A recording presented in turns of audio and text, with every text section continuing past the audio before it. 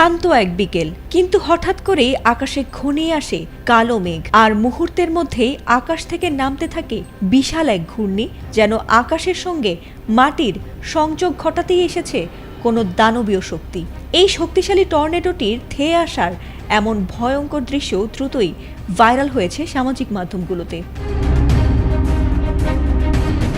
টাঙ্গাইলের পর এবার ব্রাহ্মণবাড়িয়ার কাইজলাবিলে দেখা গেছে শক্তিশালী টর্নেডোটি। শুক্রবার বিকেল ৫টার দিকে সদর উপজেলার পাঘাচং ও বিজয়নগর উপজেলার কাইজলাবিলের উপর দিয়ে টর্নেডোটি বয়ে যায়। ভিডিওতে দেখা গেছে ভয়ে কেউ দৌড়ে পালাচ্ছে, কেউ আল্লাহর নাম নিয়ে আজান দিচ্ছে, আবার কেউ মোবাইল হাতে ভিডিও করছে এই বিস্ময়কর দৃশ্যটি। সামাজিক মাধ্যমে মুহূর্তেই ছড়িয়ে পড়ে সেই ভিডিও, যাতে মিশে রয়েছে ভয়, বিস্ময় আর কৌতূহল।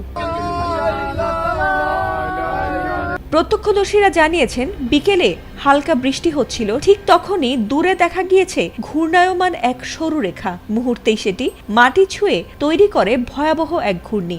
বাতাসের তীব্রতার কারণে গাছের ডালপালা দুলতে শুরু করে, পানির ঢেউ ছুটে যায় চারদিকে। আর হঠাৎ এমন দৃশ্য দেখে ঘাবড়ে গিয়েছিলেন অনেকেই, আর অনেকেই ভেবেছিলেন এই বুঝি আল্লাহর শাস্তি নেমে এসেছে।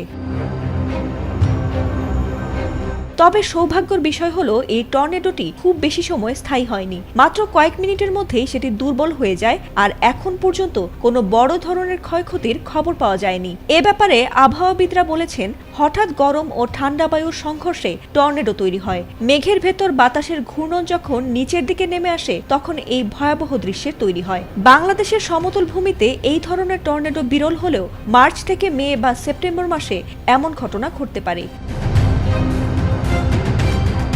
এর আগেও ব্রাহ্মণবাড়িয়ার এ এলাকায় টর্নেডোর ঘটনা ঘটেছিল। ২০১৩ সালের ২২শে মার্চ চিনাইর ও আখাউড়া এলাকায় এক প্রলয়ঙ্কারী টর্নেডোতে প্রাণ হারিয়েছিলেন ২০ জন। এবার যদিও তেমন কোনো ক্ষয়ক্ষতি হতে দেখা যায়নি, তবে প্রকৃতির এই হুঁশিয়ারি আবারও মানুষকে ভীত করে তুলেছে। ফাতিমা সুলতানা, এটিএন বাংলা।